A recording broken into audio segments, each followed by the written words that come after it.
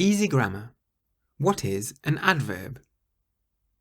Adverbs are a funny old word. A lot of the time, adverbs describe verbs. Words that end in the letters ly are usually adverbs. For example, usually, quickly, slowly, openly, hopefully, luckily, happily, brightly, hungrily, possibly, unfortunately, definitely, harshly, beautifully, greatly, badly, terribly, cautiously, disastrously, tentatively. All those words are adverbs. But not all adverbs end in the letters ly. There are some words that you would probably never guess are adverbs. The word very is an adverb, and it's an adverb that describes adjectives and other adverbs rather than verbs. For example, very big, very quickly. The word too is an adverb, and this one describes adjectives and other adverbs as well. Too big, too quickly.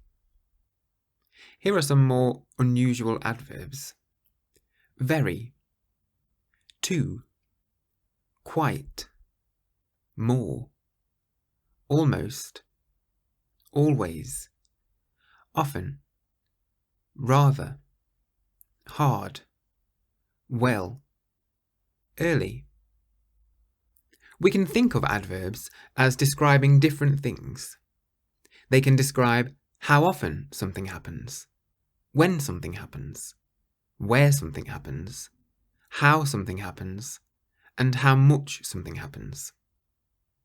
If you're using an adverb to say how often something happens, it's called an adverb of frequency.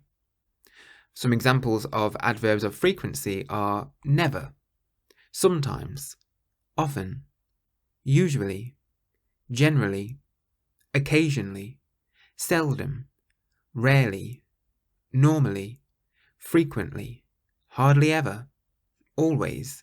So adverbs of frequency tell you how often something happens. If you're using an adverb to say when something happens, it's called an adverb of time. Some examples of adverbs of time are last year, last month, today, tomorrow, last week, later, soon, now, yesterday, tonight, already, yet, then. So adverbs of time tell us when something happens. If you're using an adverb to say where something happens, it's called an adverb of place. Some examples of adverbs of place include towards, there, here, inside, back, far, above, abroad, behind, away, outside, downstairs, upstairs, nearby, indoors, in, out, elsewhere, anywhere, everywhere, nowhere. So adverbs of place tell us where something happens. If you're using an adverb to say how something happens, it's called an adverb of manner. Adverbs of manner tend to end in the letters ly. Secretly, easily, slowly, eagerly, worriedly, badly, carefully, well, quietly, fast. They usually end in ly, but not always.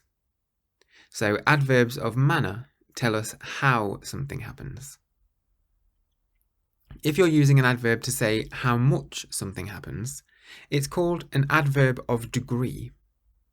For example, a lot, fully, enough, deeply, completely, a few, lots, little, much, nothing, some, many. So adverbs of degree tell us how much something happens. If you have an adverb that consists of more than one word, then it's called an adverbial phrase. The word phrase just means it's got more than one word.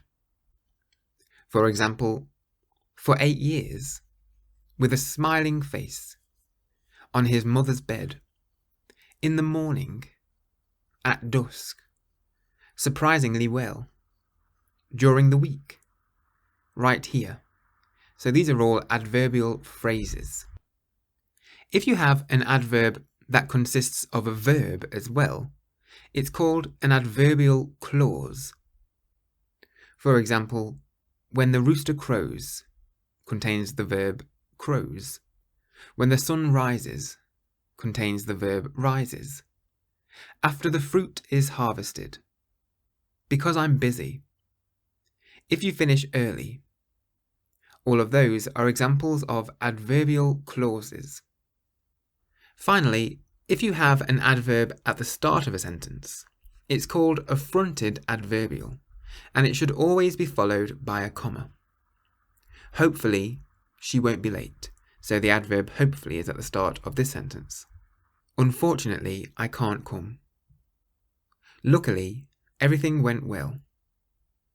Tomorrow, we're going to Rome. In the morning, we're moving the cows to a bigger field. So all of those sentences have adverbs at the start.